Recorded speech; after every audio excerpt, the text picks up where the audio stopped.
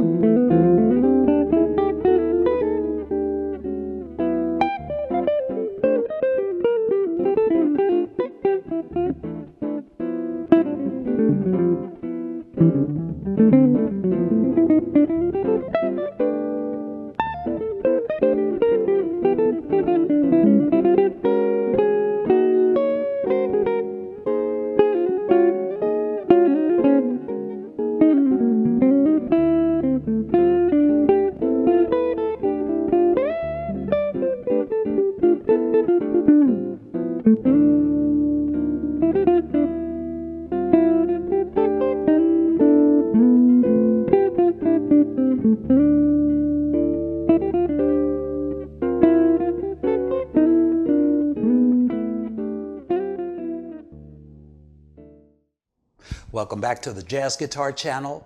That was Impressions, which uses the same Dorian modal chord progression as So What by Miles Davis. What most of you don't know is that the actual melody is not original either.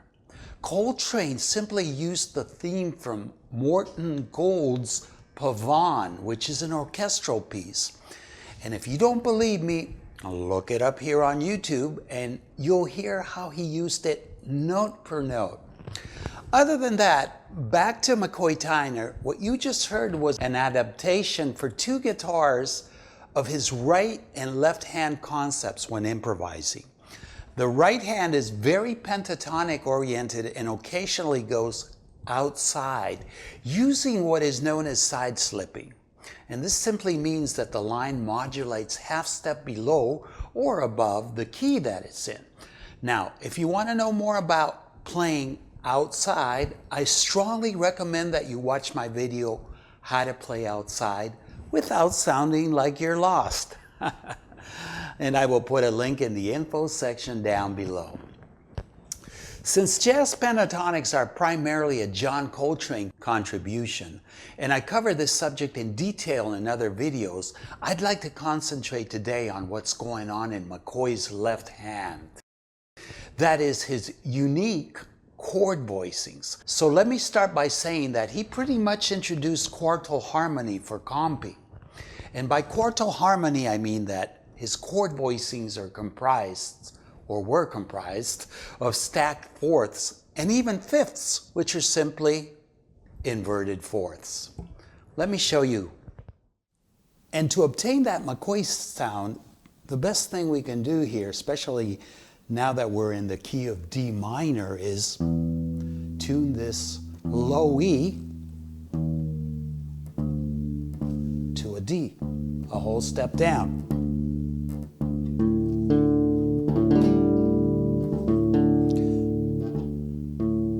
So now we have, if you're looking at this notation on the screen, we have on the left hand a root of a D below a bass clef. Then we have the fifth, the A, and a D. He sometimes would play the fifth and the root simultaneously, or the root, the real low root, and the fifth. And when we add the right hand, and what we're going to do here is we're going to harmonize this F, which is the minor third of a D minor chord, in fourths. So now we have the 11th on the lowest note of the right hand. Then we have the flatted 7, and of course the minor third at the top. And when we strike this chord on the piano, it sounds like this. Very, very dense. When comping over a tune like Impressions, what McCoy did was harmonize each note in the Dorian scale in diatonic triads in fourths, and then use those freely when comping. In other words, it's like constructing a modal microtonality with 7 triads that you can create movement with. And I want to add that improvising over modal jazz, just because most of the time it uses few scales over several measures at a time, it's not as easy as some make it sound. I actually find it harder than playing over bebop changes. And the reason for that is because it is a challenge to create ongoing interesting lines over just one chord, which lasts for so many measures. And that is why at the peak of his career, Coltrane started superimposing other progressions over several measures taken up by just one static chord. And this is how the concept of playing outside was born. And briefly, I am going to show you how McCoy Tyner also explored this concept. But first, I want to show you how to build the 7 triads and fourths to comp over a Dorian chord. So I'm going to show you the Dorian scale horizontally on one string so you can see how I harmonize each note in fourths. So we're going to start here on the 2nd string.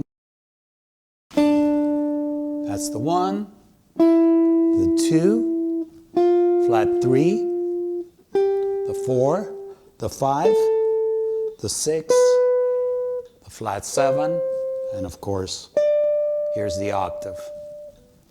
So what we're going to do for the first chord is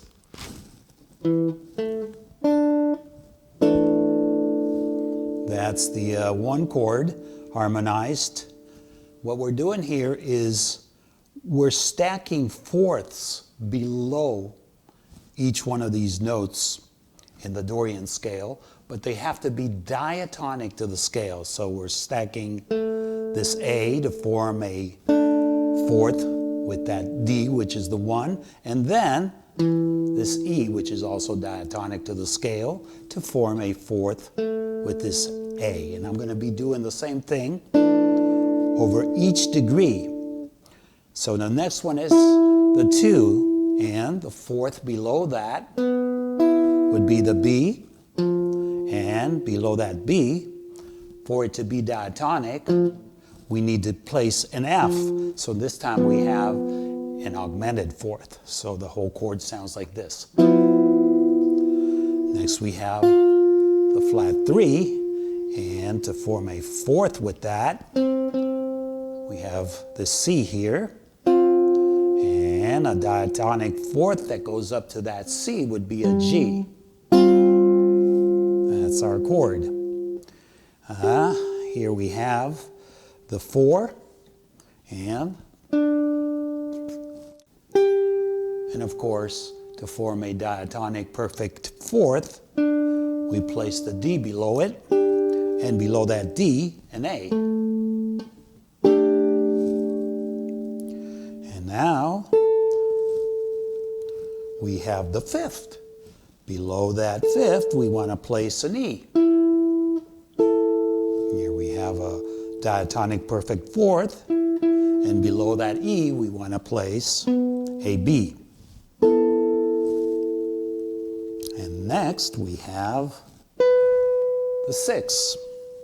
So now we're going to place an F natural below that, and we have an augmented fourth.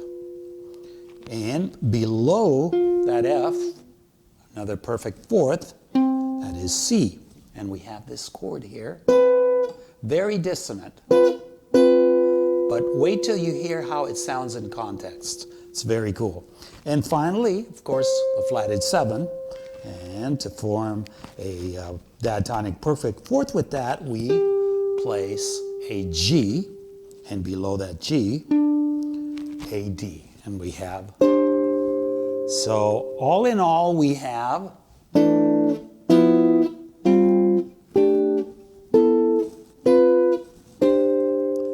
and once we have all these triads down in fourths, we can start comping with them and just simply going up and down the scale, creating, for lack of a better explanation, a little bit of chord melody in this fashion.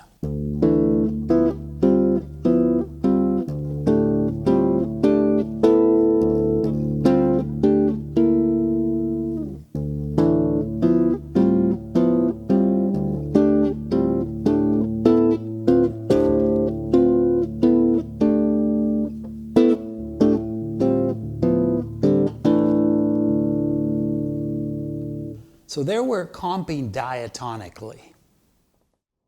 To add further motion as well as complement Coltrane's outside lines, McCoy started using a concept with the triads and fourths, which became known as planing.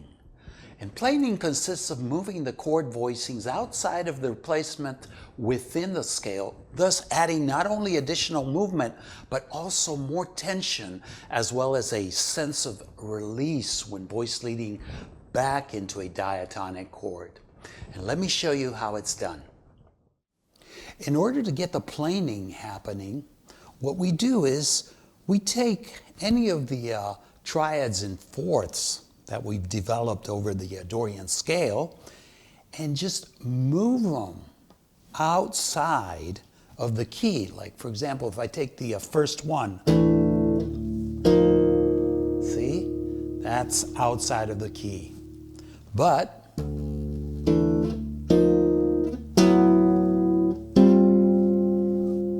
I always want to resolve sooner or later to one of the diatonic triads and fourths. So I'm going to show you a little bit of how this is done, and I'm just going to improvise here. And again, I'm creating some chord melody using these triads and using some of them a half step above or below, and usually resolving to the next diatonic triad.